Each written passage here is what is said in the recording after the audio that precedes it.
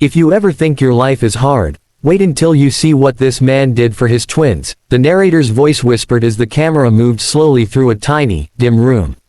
A pair of baby socks lay on a cracked wooden floor. A military dog tag hung from a rusty nail. And then, the viewers finally saw him. A single dad, a veteran, sleeping on the cold, bare floor with his newborn twins curled on his chest, wrapped in nothing but a thin army blanket.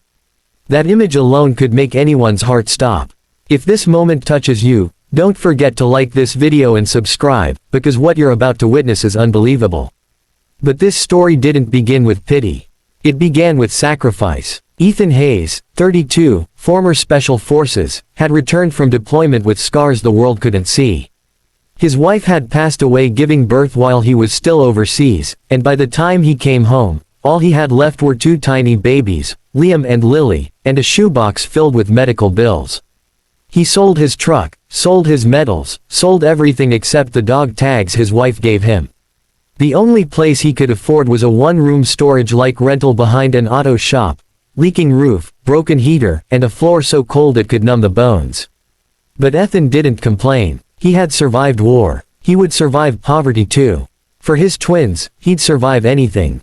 Every night he slept on the floor with them because there was no crib, no bed, no mattress.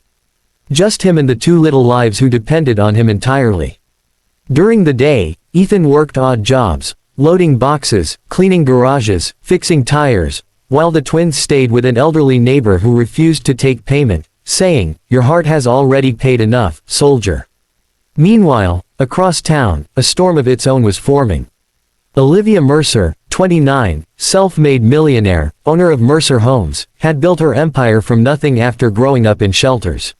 She was known for business brilliance but also rumored to be cold, distant, and unreachable.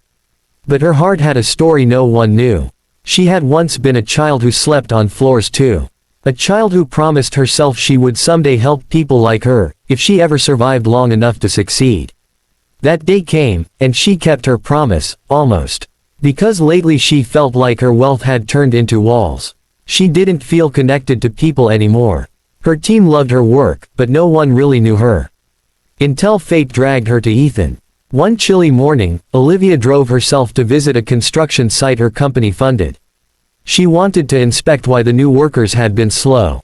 Rumors said the temporary mechanic in charge of their equipment kept missing shifts because of personal issues. Olivia hated excuses. She marched toward the small rental behind the auto shop, ready to confront him.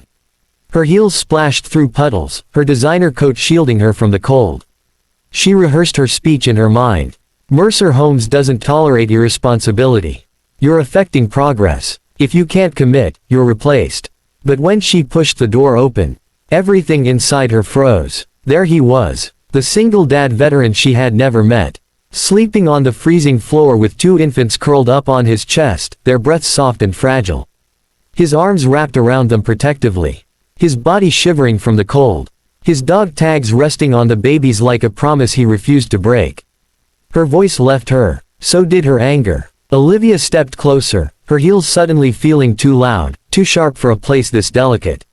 She knelt beside him, touching the icy floor, feeling instantly the pain he had willingly endured every night. What have you been living through?" she whispered. The twins stirred. Ethan woke instantly, habit of a soldier always alert. He shielded the babies with one quick motion, his eyes tense, ready for danger. Then he realized who she was. He apologized immediately, explained everything. His voice cracked when he spoke about his wife. He didn't ask for help. He didn't complain. He simply said, "I'm trying. I just need time." And that sentence made Olivia's chest ache. Because she had once said the same thing. She swallowed hard, fighting her emotions.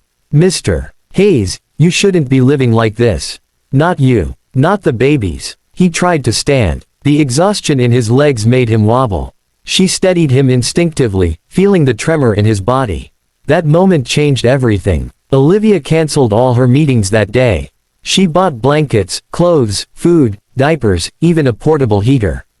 Ethan refused at first, but she insisted, "This is not charity. This is a human obligation." She didn't tell the media.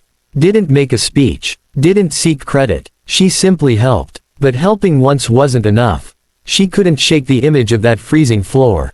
It haunted her all night. The next morning, she returned, this time with a lawyer, a contractor, and a real estate agent. Ethan stepped outside, confused. "Ma'am, what is all this?"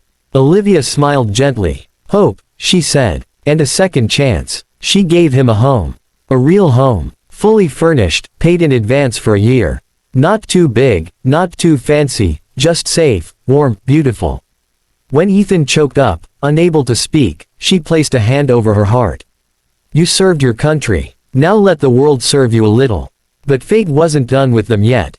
As days turned into weeks, Olivia visited often. She helped with the twins, brought groceries, and sometimes just sat with him, talking about life, both their scars, both their fears, both their silent battles. Ethan felt something he hadn't felt in a long time.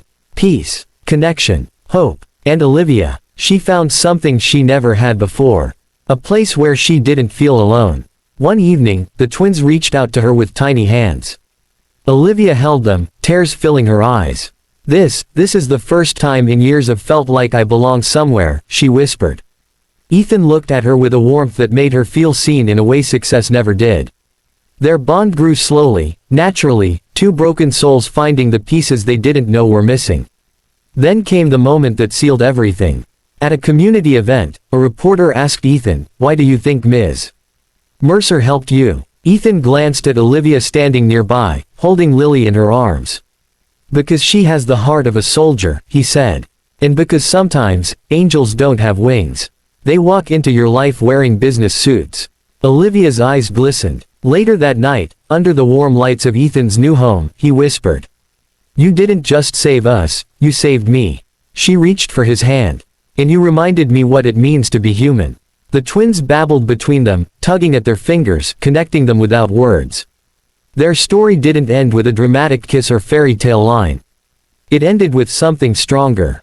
A silent understanding, a promise, a beginning, two lonely adults, two innocent babies, one unexpected miracle, and an ending that brings viewers back to the beginning, completing the hook.